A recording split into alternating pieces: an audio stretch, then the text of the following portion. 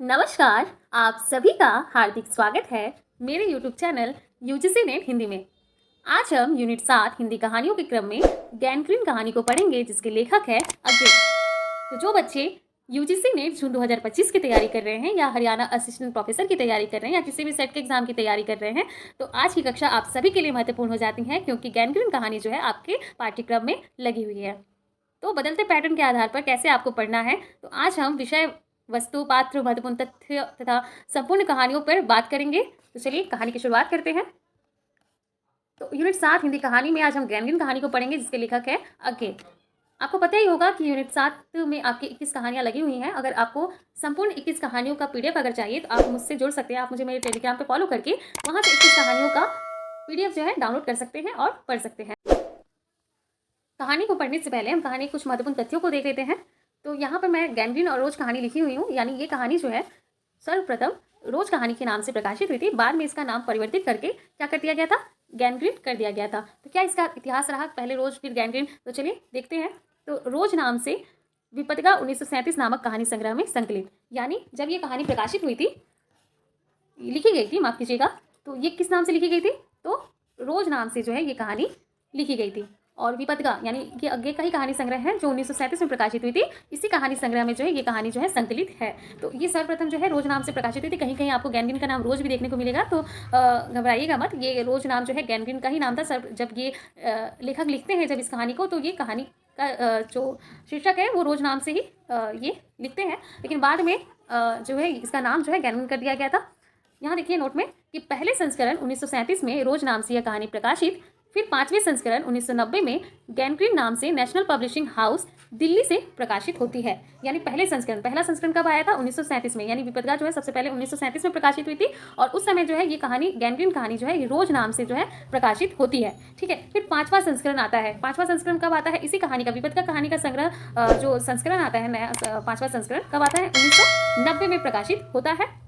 और उस समय जो है इसका नाम क्या कर दिया जाता है? गैंग्रीन कर दिया जाता है, जो नेशनल पब्लिशिंग हाउस दिल्ली से प्रकाशित होती है। इंपॉर्टेंट है, वेरी वेरी इंपॉर्टेंट है। अगर आपको कहानी, आपके पाठ्यक्रम में कोई भी कहानी लगी हुई है, अगर उससे संबंधित कुछ महत्वपूर्ण तथ्य अगर आपको मिल रहे हैं, तो इस तरह के क्वेश्चन जो है एग्जाम में बनते हैं, ठीक है, तो आप उसे अच्छे से याद कर लेना ही आपके लिए अच्छा होगा, क्योंकि इस तरह के क्वेश्चन पूछे जाते हैं और आने वाले समय में भी जो है इस तरह के क्वेश्चन पूछे जाएंगे। ठीक है, तो कुल मिलाकर क्या बात निकल कर आती है सामने?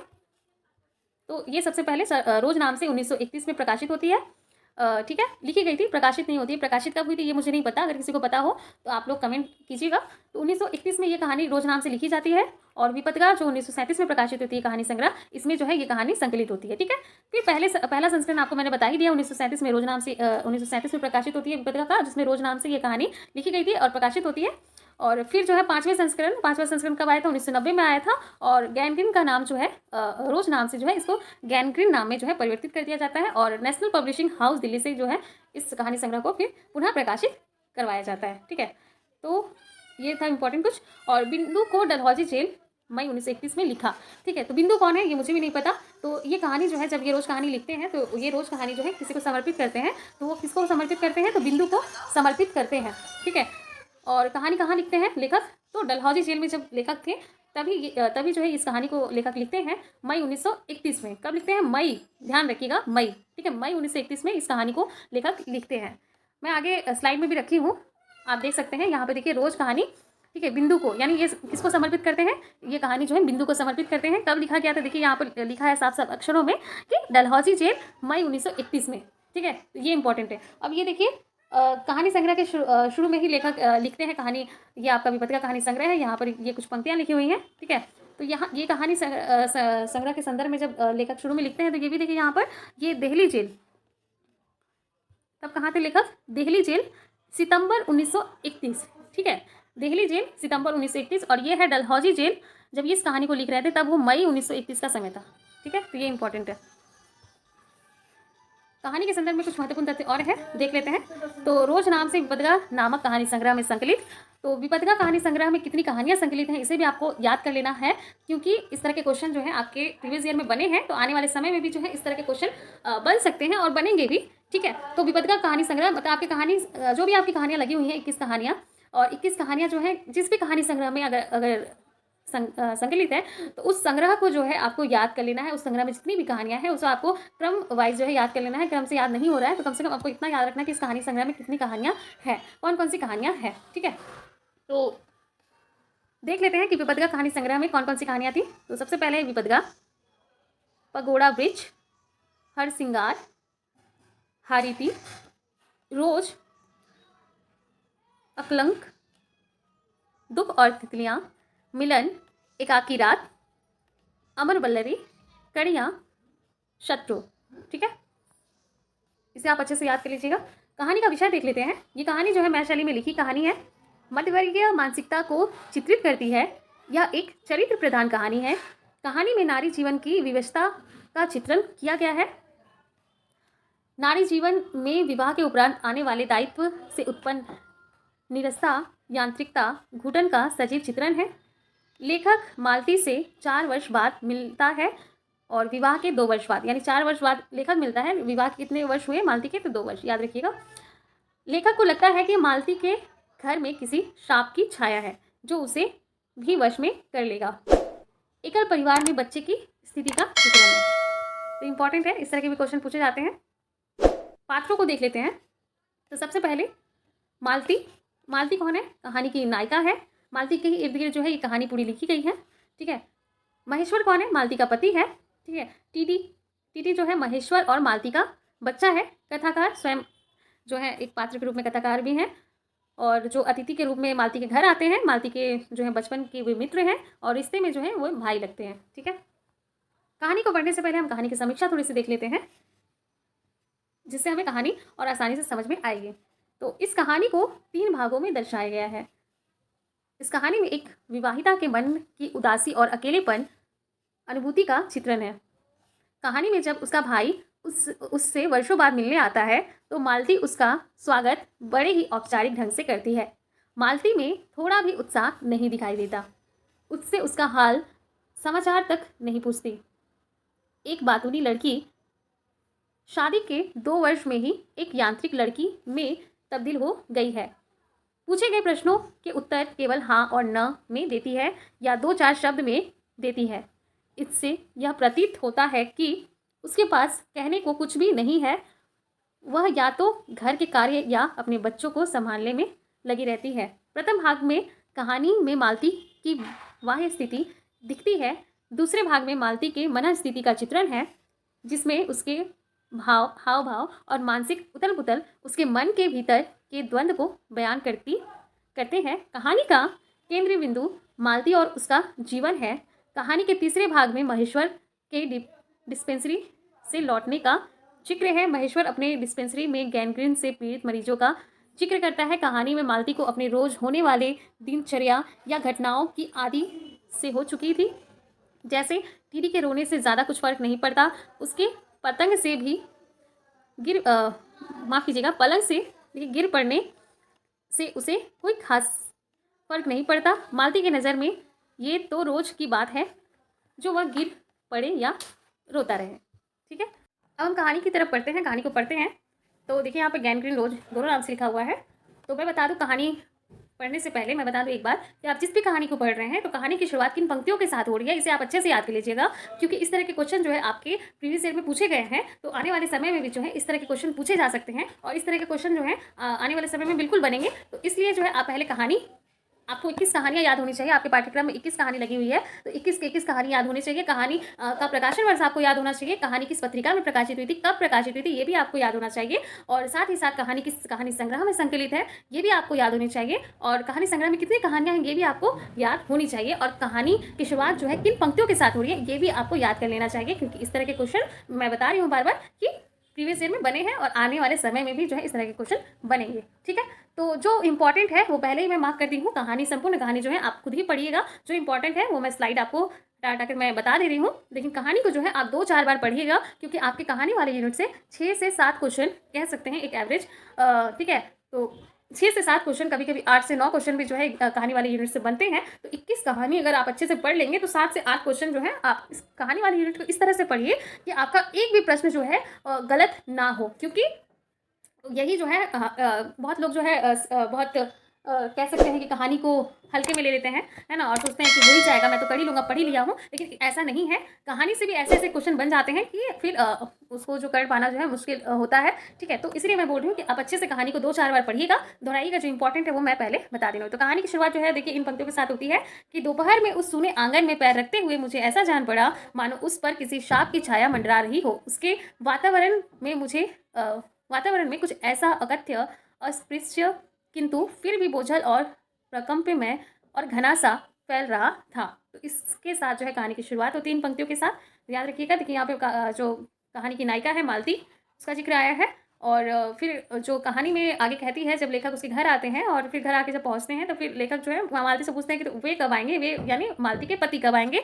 तो वो कहती है कि 1:30-2 बजे जो है वो आते हैं। तो इस तरह के क्वेश्चन भी एग्जाम में बनते हैं। अगर कहानी में अगर आपकी किसी पात्र का उम्र, क्योंकि आप देख लीजिए आपके दुलाई वाली में जो कहानी दुलाई वाली कहानी में सीता है, सीता की उम्र जो है बहुत बार एग्जाम में पूछे गए हैं और नए-नए तरीके से क्वेश्चन पूछे जा रहे हैं। तो इस तरह के क्वेश्चन अगर आपकी कहानी में किसी भी समय का ज़िक्र किया गया है या किसी का उम्र का ज़िक्र किया गया है या कोई भी जो है जिसका शब्द का अर्थ अगर ब्रैकेट में करके दिया हुआ है, तो इसे आप अच्छे से याद कर लीजिएगा कि इस तरह के क्वेश्चन बने हैं, ठीक है?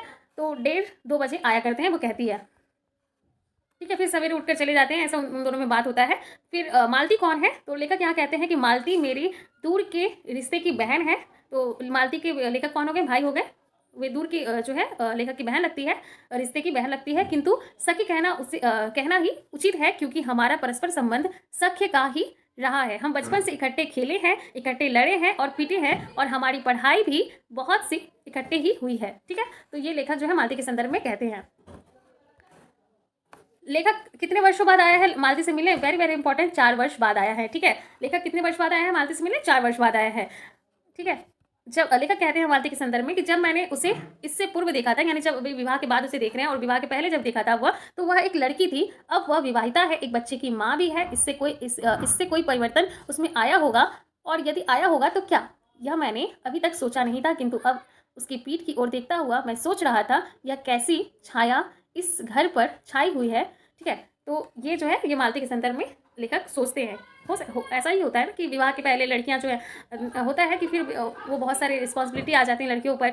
तो वो सारी चीज़ें जो हैं मालती में लेखक को देखने को मिलता है कि विवाह के पहले कितनी चुलबुली सी थी, लेकिन अब कितनी शांत और कितनी अलग हो गई है मालती, है ना। और यहाँ पे देखिए मालती के बच्चे का जिक्र आया है। मालती के बच्चे का नाम क्या होता है? टीटी। ठीक है, तो ये ध्यान रखिएगा, मालती के बच्चे का नाम होता है टीटी। और विवाह के 2 वर्ष में ही वह बीते दिन भूल गई। तो विवाह के कितने वर्ष हुए हैं मालती के? अभी 2 वर्ष हुए हैं, इंपॉर्टेंट है। ठीक है, विवाह के कितने वर्ष हुए हैं? 2 वर्ष हुए हैं। और लेखक मालती से कितने वर्ष बाद मिलता है? 4 वर्ष बाद मिलता है ना। 4 वर्ष बाद जो है मालती से लेखक मिलता है, और विवाह के 2 वर्ष, यानी विवाह में जो है लेखक हो सकता है मालती के नहीं आए थे, है ना। और कहानी को आप अच्छे से पढ़ लीजिएगा, जो इंपॉर्टेंट होगा। मालती के पति का नाम महेश्वर है। ठीक है, मालती के पति का नाम क्या है? महेश्वर है। वेरी वेरी इंपॉर्टेंट, याद कर लीजिएगा। और वह एक पहाड़ी गांव में सरकारी डिस्पेंसरी के डॉक्टर हैं। ठीक है, तो कौन से गांव में? पहाड़ी गांव। कौन से गांव में? पहाड़ी गांव। पहाड़ी गांव में जो है सरकारी डिस्पेंसरी में क्या है? डॉक्टर है। ठीक है, उसी हैसियत से इन क्वार्टरों में रहते हैं। प्रातःकाल 7 बजे डिस्पेंसरी चले जाते हैं और 1:30 या 2 बजे लौटते हैं। ठीक है, जिसका जिक्र आगे भी हुआ। सुबह कितने बजे जाते हैं? सुबह 7 बजे जाते हैं, और 1:30 और 2 बजे जो है खाना खाने के लिए दोपहर में आते हैं। ठीक है, फिर मालती और महेश्वर जब खाना खाने आ जाते हैं, मालती घर पे रहती है और लेखक भी वहीं रहते हैं। फिर उन लोग में बातचीत होती है। ठीक है, तो फिर उस बातचीत में मालती कहती है कि यह मेरे लिए नई बात नहीं है, रोज ऐसा ही होता है। ठीक है, रोज ऐसा ही होता है। तो यहाँ पे रोज रोज क्या क्या होता है ये भी आप देख लीजिएगा, ये इंपॉर्टेंट है। जब हमने भोजन समाप्त किया तब 3 बजने वाले थे। कितने बजने वाले थे? 3 बजने वाले थे। महेश्वर ने बताया कि उन्हें आज जल्दी अस्पताल जाना है। यहाँ 1-2 चिंताजनक केस आए हुए हैं, जिसका ऑपरेशन करना होगा।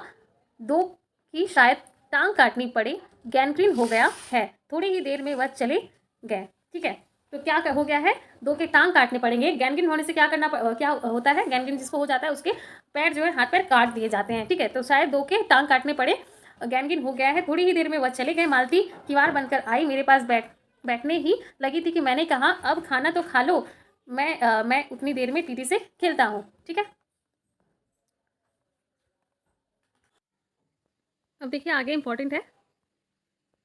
यहाँ से क्वेश्चन अगर मैं कहूँ 2018 के बाद अगर प्रश्न बने हैं, तो इस वाले पंक्ति से बहुत बार क्वेश्चन जो है घुमा फिरा कर पूछा गया है और ये मोस्ट इम्पॉर्टेंट ये स्लाइड है। आप अच्छे से पढ़िएगा, ठीक है। तो लेखक कहते हैं, लेखक को अपने बचपन की स्मृतियाँ याद आती हैं जब वो मालती के संग बिताए दिनों को याद करते हैं। तो लेखक कहते हैं कि मुझे एक याद आया, बहुत दिन की बात थी जब हम स्कूल में भर्ती हुए थे, जब हमारा सबसे बड़ा सुख, सबसे बड़ी विजय थी हाजिरी हो चुकने के बाद चोरी से क्लास से निकल भागना और स्कूल से कुछ दूरी पर आम के बगीचे में पेड़ों पर चढ़कर कच्ची अमियाँ तोड़ तोड़ कर खाना। मुझे याद आया कभी जब मैं भाग आता और मालती नहीं आ पाती थी, तब मैं भी खिन्न मन लौट आया करता था। तो लेखक कहते हैं कि जब बचपन में भी हम दोनों स्कूल में एक साथ भर्ती हुए थे, लेकिन सबसे अच्छी बात क्या थी, हाजिरी हो जाने के बाद वो लोग चोरी से क्लास से भाग जाते थे। ये प्रश्न बने हैं यहाँ से, इस तरह के क्वेश्चन बने हैं कि वो किस तरह से क्लास से भाग आते थे। तो चोरी से क्लास से भाग आते थे और कहाँ जाते थे, आम के बगीचे में आम तोड़ने जाते थे। और कभी कभी मालती जो है पकड़ में आ जाती थी, तो लेखक का मन जो है उदास हो जाता था। लेखक जो है फिर वो खिन्न मन से फिर लौट आया करते थे। तो ठीक है, इसका जिक्र करते हैं। आगे लिखते हैं लेखक कि मालती कुछ नहीं पढ़ती थी। मालती क्या करती थी, कुछ पढ़ती लिखती नहीं थी, उसका पढ़ने में मन नहीं था। उसके माता पिता तंग थे। एक दिन उसके पिता ने उसे एक पुस्तक लाकर दी और कहा कि इसके 20 पेज रोज पढ़ा करो। कितने पेज? तो 20 पेज कहते हैं कि रोज पढ़ा करे। हफ्ते भर बाद मैं देखूं कि इसे समाप्त कर चुकी हो, नहीं तो मार मार कर चमड़ी उधेड़ दूंगा। मालती ने चुपचाप किताब ले ली, पर क्या उसने पढ़ी? वह नित्य ही उसके 10 पन्ने 20 पेज पार कर फेंक देती, ठीक है। तो वो रोज क्या करती थी, 10-20 पेज जो है, 10 पन्ने 20 पेज जो है वो फाड़ कर जो है फेंक दिया करती थी, लेकिन पढ़ती नहीं थी। अपने खेल में किसी भांति फर्क न पड़ने देती थी। जब 8वें दिन उसके पिता ने पूछा, किताब समाप्त कर ली? तो उसने उत्तर क्या दिया, हाँ कर ली। पिता ने कहा, लाओ मैं प्रश्न पूछूंगा। तो चुपचाप खड़ी रही। पिता ने कहा तो उदत्त स्वर में बोली, किताब मैंने फाड़ कर फेंक दी, मैं नहीं पढ़ूंगी, ठीक है। तो बहुत चंचल स्वभाव की होती है मालती, और यहाँ से क्वेश्चन जो है बहुत बार बने हैं कि पिता ने उसे किताब दिया था और वो रोज क्या कितने पेज फाड़ कर फेंक दिया करती थी। तो 20 पेज फाड़ कर 20 पेज पढ़ने को पिता कहते हैं, लेकिन वो 10-20 पेज करके वो फाड़ कर फेंक दिया करती थी, लेकिन अपने खेल में किसी बात जो है वो फर्क नहीं पड़ने देती थी, ठीक है। तो ये आप अच्छे से देख लीजिएगा। और इसी प्रकार जो है कहानी आगे बढ़ती है। कहानी आप अच्छे से पढ़ लीजिएगा, ठीक है। और फिर यहाँ पे जिक्र करती है कि मालती ने रोते हुए शिशु को मुझसे लेने के लिए हाथ बढ़ाते हुए कहा, इसके चोट लगती ही रहती है, रोज ही गिर पड़ता है। यानी रोज ही मालती हर बात पे कहती है, रोज गिर पड़ता है, रोज यही होता है, रोज ये 1:30 बजे आते हैं, रोज सुबह चले जाते हैं, 7 बजे पानी आती है, रोज ही यही होता है। तो यही कारण हो सकता है कि जो लेखक है यहाँ पर आगे इस कहानी का जो शीर्षक है ना, वो रोज ही रखते हैं, ठीक है। तो इसे आप अच्छे से पढ़ लीजिएगा। और अगर आपको वीडियो अच्छा लगे तो मेरे चैनल को लाइक, शेयर और सब्सक्राइब जरूर कीजिएगा, और शेयर करना ना भूलिएगा अपने मित्रों के साथ। आज के लिए बस इतना ही। धन्यवाद। मिलते हैं अगली वीडियो के साथ।